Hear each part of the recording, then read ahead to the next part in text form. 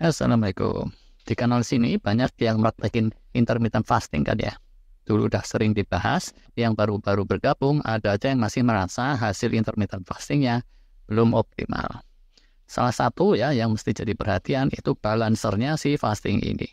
Secara umum begini, manusia itu bakal oke-nya kalau segala sesuatunya serba pas, serba balance, nggak bisa terlalu ekstrim, fokus ke satu atau dua jurus tok. Nah, fasting, entah itu intermittent fasting atau extended fasting, itu kan narik ke satu arah gitu ya.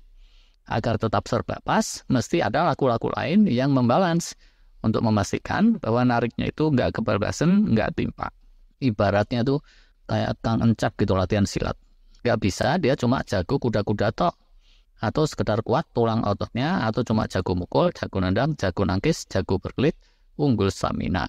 Walau jurus andalannya Kang Encap ini jurus kepret sarung misalnya, jurus itu mesti diimbangi dengan semua pernik-pernik tadi itu kalau mau balance. Udah balance pun namanya Kang Encep kan ya. Begitu ditugasin jaga kampung biur, ujungnya malah dia kecemplung kali gara-gara terpukau sama kemulainya si kembang desa yang kecentilan. Oh alah cep. Jurus andalan aja kok jurus kepret sarung. Itu jurus silat atau jurusnya debat cawapres. Sorry. Yuk kita bahas 5 hal penting yang mesti diperhatikan saat kita rutin fasting. Pertama itu positivity. Fasting itu dasarnya stres kan ya. Kalau nggak dibarengi dengan positivity, sikap positif, spiritualitas, mindfulness, atau apalagi itu istilahnya, fasting itu bisa bablas jadi stres negatif.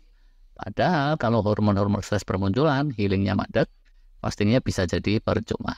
Gimana sih caranya agar kita selalu positif, gembira selalu, optimis selalu? Ini panjang lagi ceritanya, jurusnya ada 1001 macam. Jadi kalau memang merasa masih lemah di aspek ini, silakan aja memperdalam ilmunya melalui para guru kungfu di luar sana. Ini sama dengan ilustrasi Kang Encep yang kegoda kembang desa tadi. Ada hal-hal tertentu yang ranahnya itu di luar lingkup silat. Nah, soal fasting hidup juga ada yang ranahnya itu beyond soal kesehatan. Balancer kedua itu kecukupan gemblengan atau kecukupan stresnya itu. Fasting, selain untuk healing, salah satu yang mau disasar itu kan untuk memperkuat tubuh kita. Nah, tubuh kita itu cerdas, tapi nggak bisa memprediksi masa depan juga. Jadi dia itu mesti dikasih tahu yang mau diprioritaskan untuk diperkuat itu bagian mana. Dengan gemblengan-gemblengan, pengalaman-pengalaman, atau aktivitas dan seterusnya. Kalau enggak, ya nggak akan balance. Gemblengan itu sendiri pun mesti balance juga. Ya sisi paru jantung dengan kardio, otot-otot lain dengan beban, suhu panas dingin, otak syaraf indera kita, itu semuanya mesti dilatih juga dan seterusnya. Ada yang merhatiin petenis nggak sih? Banyak loh yang tangannya itu gede sebelah kan ya, karena latihannya kurang balance. Walau gitu masih bisa jadi juara dunia atau juara nasional kita. Walah, kalau intermittent fasting nggak balance, terus paru jantung kita kuat tapi otaknya cepat kena pikun, terprevot juga kan ya. Oke. Balancer ketiga itu kecukupan rehat. Untuk hal tertentu, fasting itu rehat. Yaitu rehat untuk lever, ginjal, dan seterusnya jalur pencernaan. Tapi di sisi lain, timbul juga kesibukan di bagian-bagian tertentu. Tubuh jadi lebih rajin bakar lemak, kencang proses ketosis, jadi lebih rajin mensintesis glukosa lewat proses gluconeogenesis yang kemarin kita omongin. Rajin mendaur ulang protein juga lewat proses autofagi dan serangkaiannya yang sering kita bahas. Nah, supaya optimalnya, rehat kita juga mesti cukup. Tidur berkualitas dan lain-lain. Terkait rehat ini juga sudah sering kita bahas lah ya, bisa dicek lagi. Balancer keempat, itu kecukupan pesta atau kecukupan asupan makanan bergizi untuk rebuildingnya. Habis fasting gitu ya, autofagi, sel jelek tuh udah dirontok-rontokin kan ya. Yang terbaik tubuh kita terus rebuilding, membangun ulang peremajaan dan seterusnya. Dan untuk itu dia perlu dikasih pesta, dikasih asupan bergizi, protein lemak berkualitas dan berbagai vitamin mineral mikronutrien kayak gitu. Harus disetel dengan tepat agar kemunculan hormon pertumbuhan dan berbagai antioksidan itu melimpah berbarengan dengan produksi stem cell sekalian. Zaman sekarang ada lagi tuh yang coba-coba neliti soal kelimpahan oksigen gitu.